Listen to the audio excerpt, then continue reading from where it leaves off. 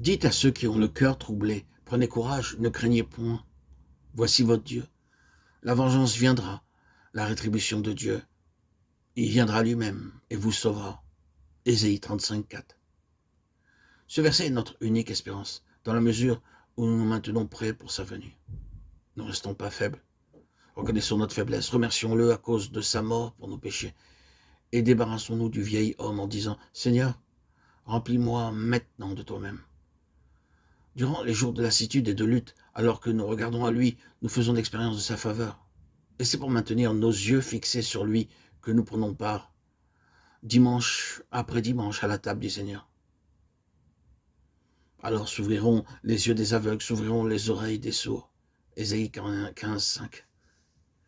Là, en prenant part à la table du Seigneur, les oreilles des sourds s'ouvrent, les yeux des aveugles voient, et nous sommes rendus capables de voir la gloire de Dieu. Un jour, chacun d'entre nous pourra voir nettement et complètement les choses célestes, mais à présent, il nous faut la lumière et les yeux célestes pour voir clairement la gloire de Dieu, et des oreilles spirituelles pour entendre la voix de Dieu, parler distinctement. Tandis que nous écoutons ce qu'il dit, il nous est donné d'entendre et de comprendre. C'est en entendant sa voix et en regardant sa gloire que nous sommes rendus participants de cette gloire. Alors, le boiteux sautera comme un cerf et la langue du muet éclatera de joie, car des eaux jailliront dans le désert et des ruisseaux dans la solitude. Ésaïe 35, 6. Quel que soit sur cette terre le désavantage qui peut nous frapper, et en rencontrant ainsi notre Seigneur face à face, nous serons capables de vaincre ce désavantage.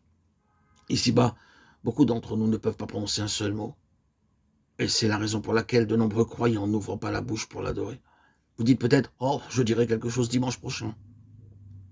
Cependant, les années passent. Vous faites peut-être même l'effort d'essayer de parler, mais aucune parole ne sort de votre bouche.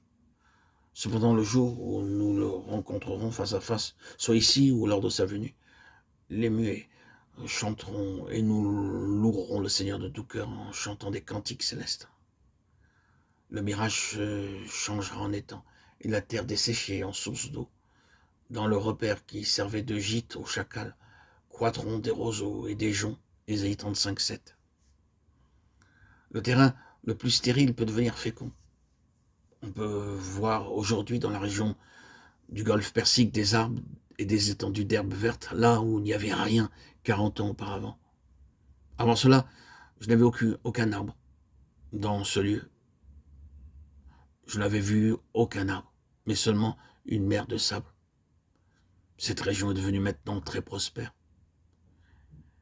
Et comme il y a beaucoup d'argent, on a fait venir de l'étranger, de la terre arable. On a ainsi dépensé beaucoup d'argent pour faire pousser de l'herbe et des arbres. Le verset 6 nous dit qu'il y aura des fleuves dans le désert lorsque les écluses du ciel s'ouvriront.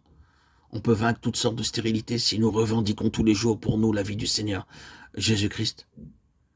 Ne dépendons pas du moi en vue de la fécondité, mais continuons à réclamer la vie divine, car c'est ainsi que le désert peut devenir fertile.